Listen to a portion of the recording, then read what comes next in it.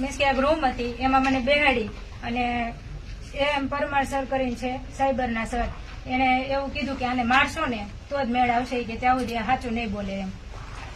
પછી એક અર્પિતાબેન કરીને મારી યારે લેડીઝ હતા, એને મને પગમાં 7 થી 8 વાર પટ્ટા માર્યા અને મારી જોડે બીજા એક પીઆઈ મેડમ કરીને છે એ એમ કહી ગયા હતા કે આને મારશો ત્યાં સુધી મેળ નહીં આવે એમ. LCB ના એક મેડમ કરીને છે પીઆઈ, એટલે એ પછી કઈ ખાલી વહી જ ગયા હતા, માર્યું ત્યારે નહોતા પણ એ કઈ વહી ગયા હતા. અને એક સાયબર વાળાના એક રાઇટર છે એ ત્યાં હાજર હતા. દીકરી આપણા જજ સાહેબ છે, જે પોલીસ અધિકારીઓએ તમારી પાસે તપાસની અંદર તમે કીધું છે, તમને જે અમને આપવીતી કીધી છે, જે સાચી વાત છે એ સાચી વાત તમે સાહેબને રજૂ કરો. તમને અહીંયાથી લઈ ગયા ત્યારથી અત્યાર સુધીમાં શું શું થયું છે આપણા મેજિસ્ટ્રેટ સાહેબની સમક્ષ તમારી જે સાચી વાત હોય એ વર્ણવો.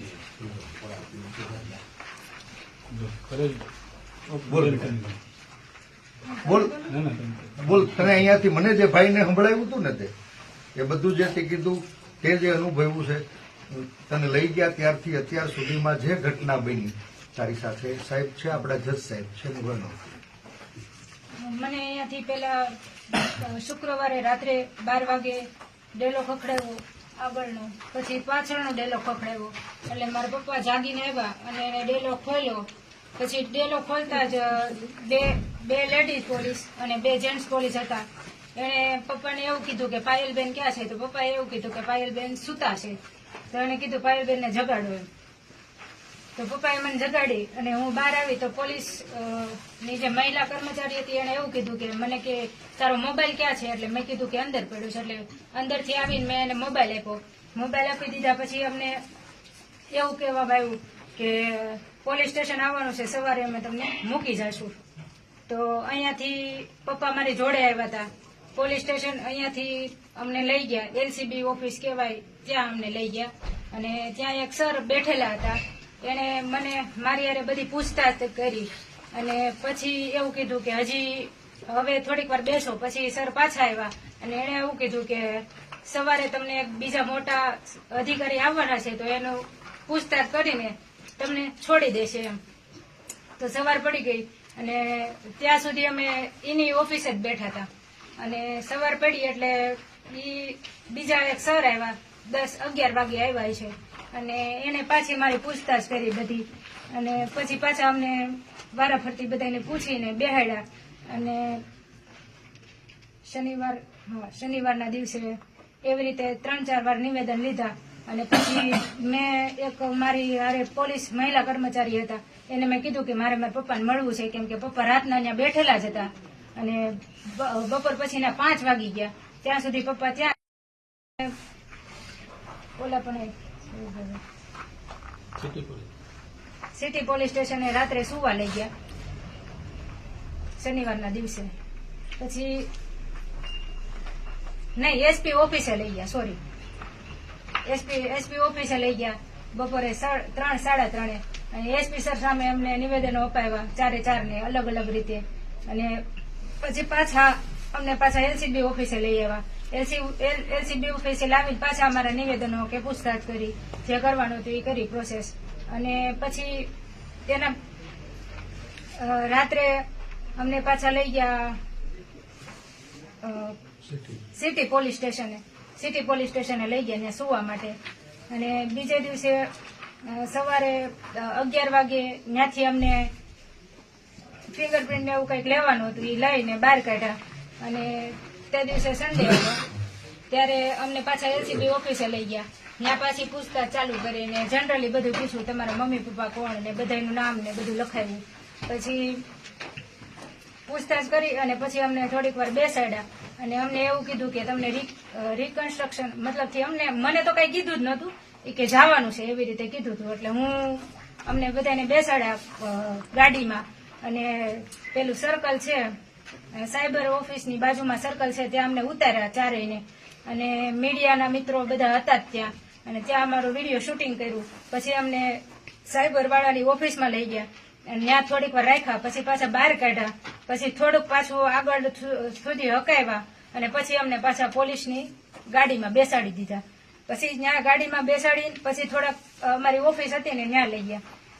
ત્યાં જઈને પછી કઈક એનું કઈક પંચનામું આવતું હોય છે એ કરાવ્યું. એ કરીને પછી અમને પાછા ઓફિસે આવતા રહ્યા. પછી ઓફિસે આવતા રહ્યા પછી પાછી પૂછતાછ ચાલુ કરી. 3-4 વાર બધાને પૂછ્યું ને એવું કર્યું. પછી રાત્રે 9:30 કે 10 વાગ્યા સાઈડ એસપી સર આવ્યા એલસીબી ઓફિસે અને બધાને લઈ જતા હતા પૂછવા ને એવું.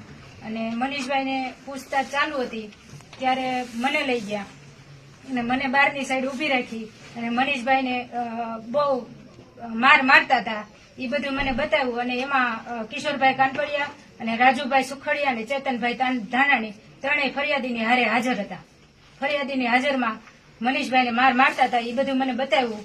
5 થી 7 મિનિટ બતાવ્યું છે. પછી મને બેસાડી દીધી અને થોડીક વાર બેઠા પછી મને પોલીસ વાળા મીન્સ કે લઈને પાછા સિટી પોલીસ સ્ટેશને સુવા માટે લઈ ગયા. ત્યાં મને મૂકી ગયા. પછી તો પાછી સવાર થઈ ગઈ. પછી બીજા દિવસે સોમવારે અમને પાછા એક પોલીસ મેડમ હતા એ લેવા આવ્યા અને એ લઈને પાછા એલસીબી ઓફિસે આવ્યા. એલસીબી ઓફિસે આવ્યા પછી થોડીક વાર એમણે રહ્યા અને પછી પાછી પૂછતાછ ચાલુ કરી. ત્યારે મને એક મીન્સ કે એક રૂમ હતી એમાં મને બેહાડી અને એમ પરમાર સર કરીને છે સાયબરના સર, એને એવું કીધું કે આને મારશો ને તો જ મેળ આવશે કે ત્યાં સુધી સાચું નહીં બોલે એમ. પછી એક અર્પિતાબેન કરીને મારી હારે લેડીઝ હતા એને મને પગમાં 7 થી 8 વાર પટ્ટા માર્યા અને મારી જોડે બીજા એક પીઆઈ મેડમ કરીને છે એ એમ કહી ગયા હતા કે આને મારશો ત્યાં સુધી મેળ નહીં આવે એમ. એલસીબી ના એક મેડમ કરીને છે પીઆઈ. એટલે એ પછી કઈ ખાલી વહી જ ગયા હતા. માર્યું ત્યારે નહોતા પણ એ કઈ વહી ગયા હતા. અને એક સાયબર વાળાના એક રાઇટર છે એ ત્યાં હાજર હતા. બેન, માર દરમિયાન તમને શું પૂછવામાં આવતું માનની હતું? તાલુકા મેજિસ્ટ્રેટ સાહેબ આજ કે લેટર કોણે લખ્યો છે, કોણે ટાઈપ કર્યો છે, એ જ બધું પૂછવામાં આવતું.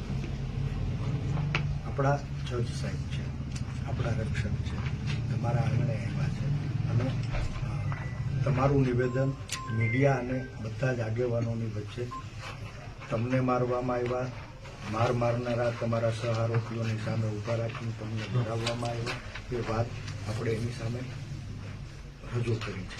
માનની મેજિસ્ટ્રેટ સાહેબ, હું વિનંતી કરું છું ગુજરાતની એક દીકરીને એનો વરઘોડો કાઢવામાં આવે, એને પોલીસ પાટે હોવડાવીને પટ્ટે પટ્ટે પીટે, આવા તમામ કાયદાના રક્ષક જ ભક્ષક બનીને કાયદાનો ભંગ કરે તો એના ઉપર કાયદેસર કાર્યવાહી કરવા માટે થઈને આપ જે કાંઈ યોગ્ય નિર્ણય કરવાનો થતો હોય એ કરશો એવી મારી વિનંતી છે. Thank you so much.